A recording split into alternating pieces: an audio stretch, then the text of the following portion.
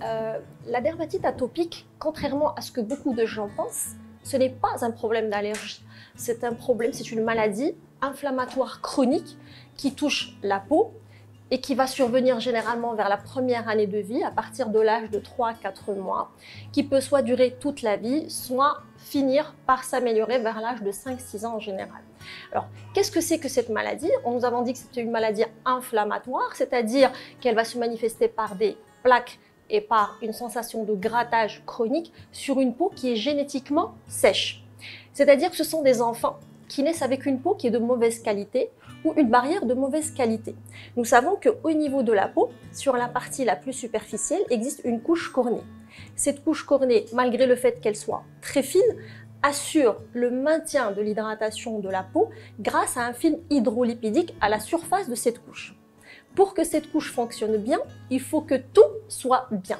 Or, chez les atopiques, et dans 30% des cas, il existe des anomalies de cette barrière, généralement dues à un déficit au niveau de la filagrine ou à d'autres molécules. Il s'ensuit que la couche cornée va être de mauvaise qualité et donc que la peau va être poreuse. Imaginez quand le sol se dessèche, quand il n'y a pas de pluie, et que le sol se dessèche, la terre, elle va craquer. C'est ce qui se passe au niveau de la peau, c'est exactement la même chose. Donc, les allergènes du milieu extérieur, qui peuvent être des acariens, ça peut être du pollen, ça peut être autre chose, vont pénétrer au niveau de la peau et ces mêmes patients, ils ont un terrain génétique qui les prédispose à déclencher des réactions immunes contre ces allergènes. Donc, ces enfants qui vont faire une atopie, généralement, ils ont un terrain, ce qu'on appelle un terrain d'atopie, c'est-à-dire une prédisposition génétique à déclencher ce genre de réaction inflammatoire chronique.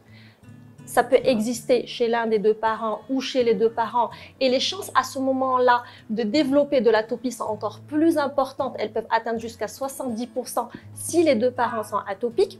Atopique, ça veut dire avoir fait soit de la rhinite allergique ou de la conjonctivite allergique ou de l'asthme ou de la dermatite atopique.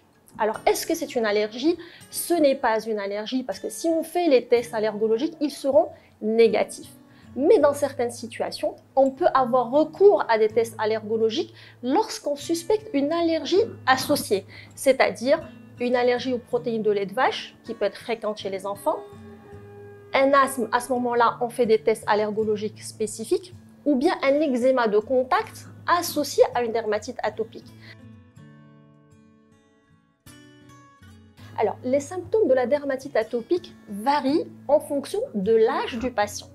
Alors, les critères qu'on retrouve chez tout le monde, ce sont une sécheresse cutanée, ce qu'on appelle la xérose, c'est une sécheresse chronique, et puis le prurite, c'est-à-dire un grattage chronique. Ce grattage qui peut un petit peu perturber la qualité de vie de l'enfant dans la mesure où le grattage l'empêche de dormir et peut entraîner des troubles de croissance par la suite.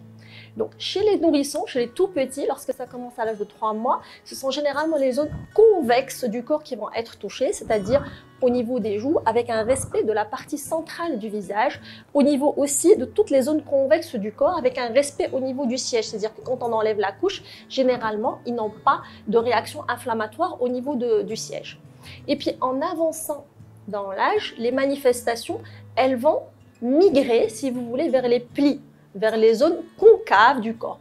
Au lieu que ce soit le visage, ça va être le pli du coude, ça va être le cou, ça va être le pli derrière les genoux. Et puis chez l'adulte, elle peut se manifester uniquement par une sécheresse importante et par des lésions qui ressemblent au prurigo.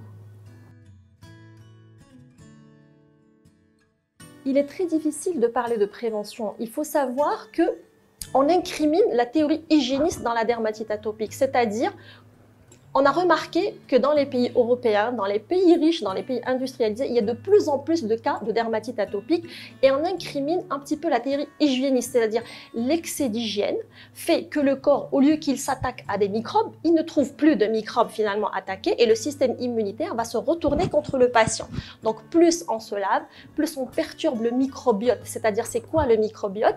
Ce sont les milliards de bactéries, de champignons et d'acariens qui vivent sur la peau humaine, qui assurent la protection de la peau humaine, qui assure l'hydratation de la peau humaine. Donc lorsqu'on perturbe ce microbiote, on peut être candidat à faire une dermatite atopique.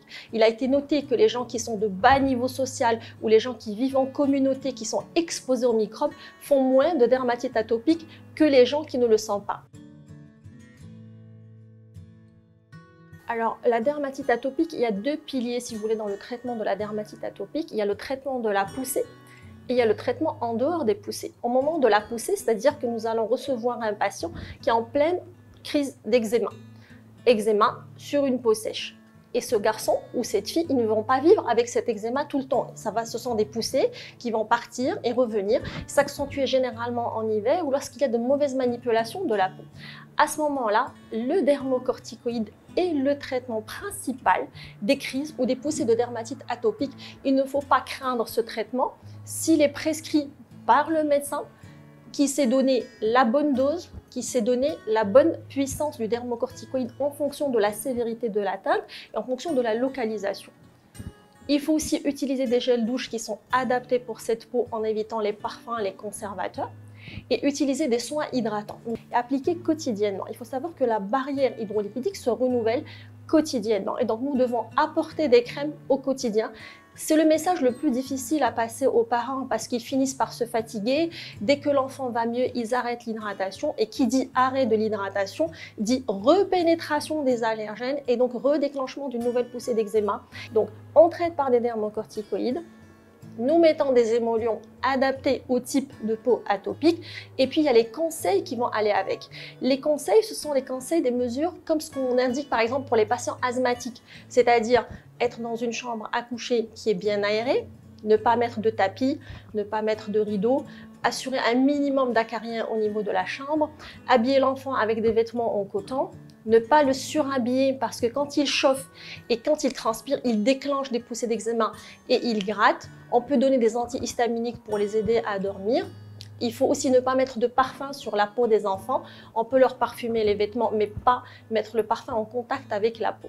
Alors pour le nettoyage des vêtements, c'est comme tous les enfants, il n'y a pas de précautions particulières à prendre. Il faut juste bien rincer les détergents. Comme on l'a dit, ce ne sont pas des allergies de contact, ce sont des réactions inflammatoires et les réactions sont enclenchées plutôt par exemple par les acariens, par le pollen et des fois aussi par des aliments.